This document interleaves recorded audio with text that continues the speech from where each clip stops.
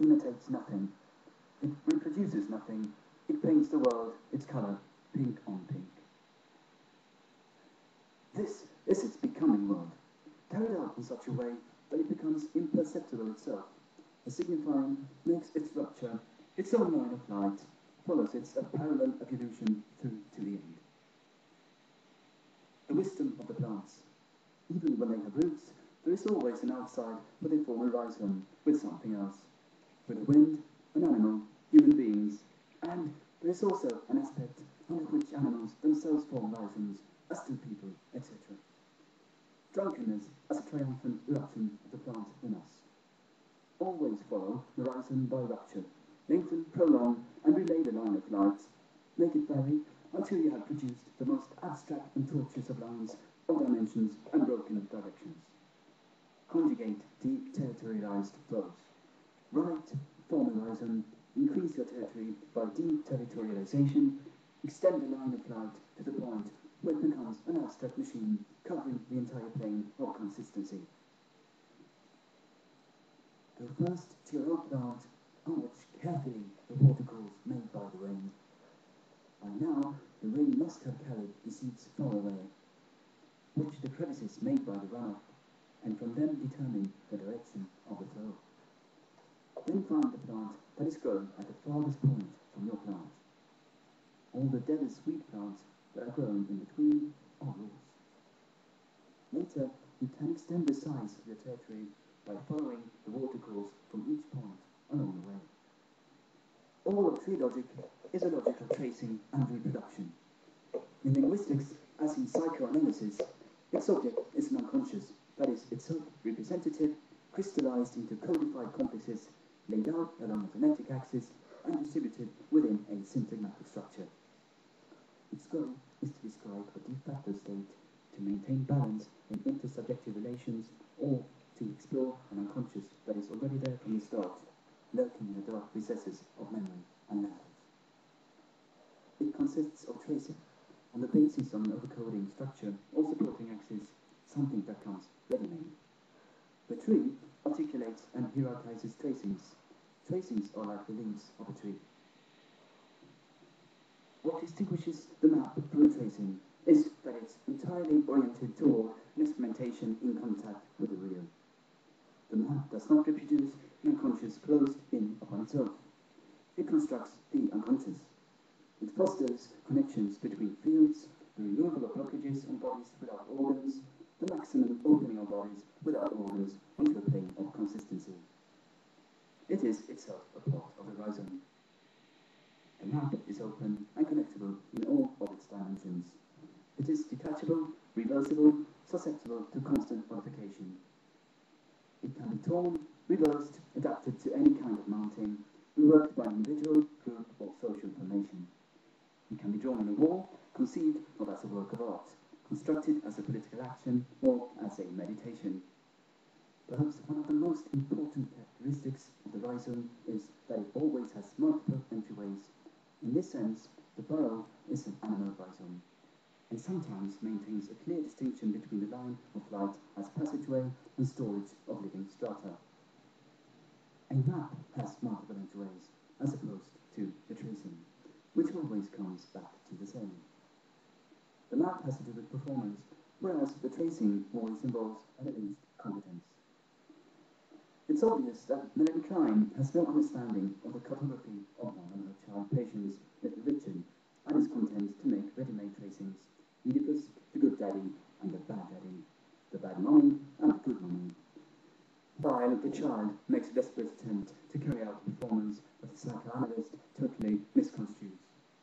Drives and part objects are neither stages in a genetic axis, nor positions in a deep structure. They are political options for problems. They are entryways and exits, in process a child lives out politically, in other words, with all the rules for his or her desire. It is a question of method. The tracing should always be put back on the map. One way or the other, your rhizome will be broken. You will be allowed to live and speak, but only after every outlet has been obstructed. Once a rhizome has been obstructed or glorified, it's all over. No desire stirs, for it is always by rhizome that desire moves and produces. Whenever the desire climbs a tree, internal repercussions trigger up and it falls to its death. The rhizome, on the other hand, acts on desire by external productive outgrowths. That is why it is so important to try the other, reverse but non-symmetrical operation. Plug the tracings back into the map, connect the roots of trees back up with the rhizome. In the case of Little Hans, studying the unconscious would be to show how he tries to build the rhizome with a family house, but also with a line of flight of the building, the street, etc. How these lines are blocked, how the child is made to take root in the family, be photographed under the father, be traced onto the mother's bed. Then how Professor Freud's intervention assures a power takeover by the signifier, the subjectification of affects, how the only escape route left to the child is the becoming animal perceived as shameful and guilty. The becoming horse or Little Hans, a truly political option. And other semiotic systems regain their freedom and extricate themselves from the tracing, that is, from the dominant competence of the teacher's language. A microscopic event upsets the local balance of power. We're tired of trees. We should stop believing in trees, roots, and flavicles. They've made us suffer too much. All of our Western culture is founded on them, from biology to linguistics. Nothing is beautiful or loving or political aside from underground stems and aerial roots, adventitious growths, and rhizomes.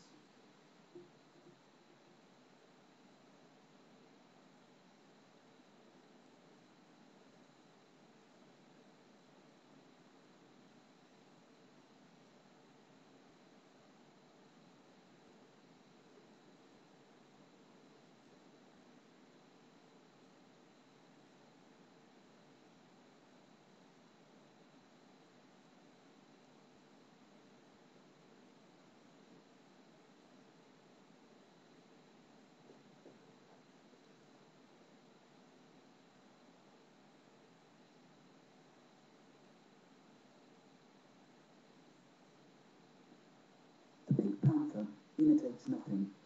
It reproduces nothing. It paints the world its colour, pink on pink. This is its becoming world, carried out in such a way that it becomes imperceptible itself. The signifying makes its rupture, its own line of light, follows its parallel evolution through to the end. The wisdom of the plants. Even when they have roots, there is always an outside where they form a rhizome with something else.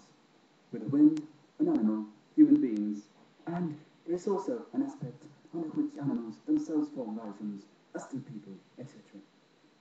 Drunkenness as a triumphant eruption of the plant in us. Always follow the rhizome by rupture, lengthen, prolong, and relay the line of light. Make it vary until you have produced the most abstract and tortuous of lines, of dimensions, and broken directions. Conjugate deterritorialized flows. Write, form a rhizome, increase your territory by deterritorialization, extend the line of light to the point where it becomes an abstract machine covering the entire plane of consistency.